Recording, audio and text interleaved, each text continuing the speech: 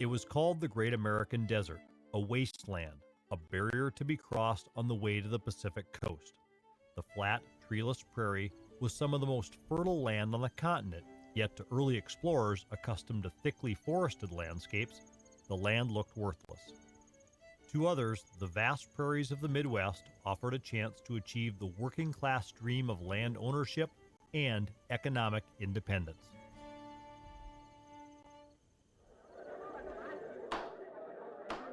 Be it enacted by the Senate and the House of Representatives of the United States of America in Congress assembled, that any person who is the head of a family or who has arrived at the age of... At the height of the Civil War, passage of the Homestead Act brought an end to decades of bitter controversy over federal land policy. The act at last achieved what so many had worked so long for, ensuring that it was not just the rich and powerful who would claim the unbroken plains, but anyone willing to work to achieve their dream of becoming landowners. Upon which said person may have filed a preemption claim.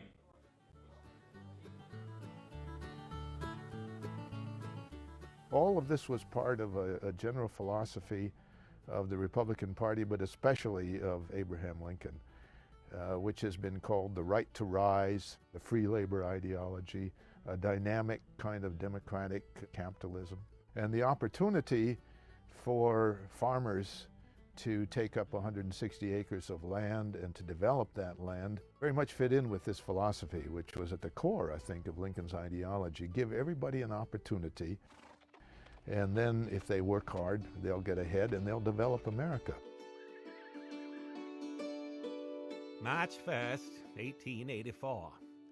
Dear old friends, you speak of going to Nebraska. Let me say to you that Nebraska is a nice country, but the government lands are about all taken there. I came to Dakota 3 years ago last fall with Mr. Wilder. We liked it then, and we still like it.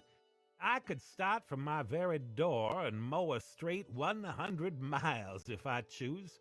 The same with breaking no stumps, no roots, with very few stones to interfere in any way. The soil's good, and it makes a fella feel good to get good crops.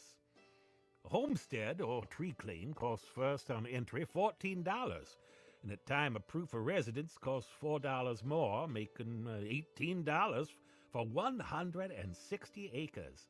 Is this cheap enough for you? If so, pull up stakes and come to Dakota as soon as you can. When you are about ready to start, write me, and I will tell you where to land here. Newcomers are arriving here to get a slice of Uncle Sam's domain.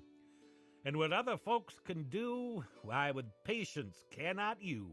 Only keep this rule in view. Come to Dakota and begin anew. J.G. Towley. The primary reason people came out to the Great Plains was because of land. The Land Acts during the 1800s provided free land or greatly reduced cost land to the people who came out. And at the time, the United States and the world was an agrarian society. And so land ownership meant economic enhancement, it meant power, it meant a future for your family. So the vast majority of people came out to seize on the opportunities that free land presented to them. When I began to research my great-grandfather, I didn't know very much about him. Joseph Marquardt, the wheat king of Logan County, I knew those few facts about him, that somehow between 1886, when he fled Russia and landed in Dakota Territory, and in the 1930s when he died, he managed to accumulate almost 6,000 acres of land. Well, inevitably you have to say, how did he do that?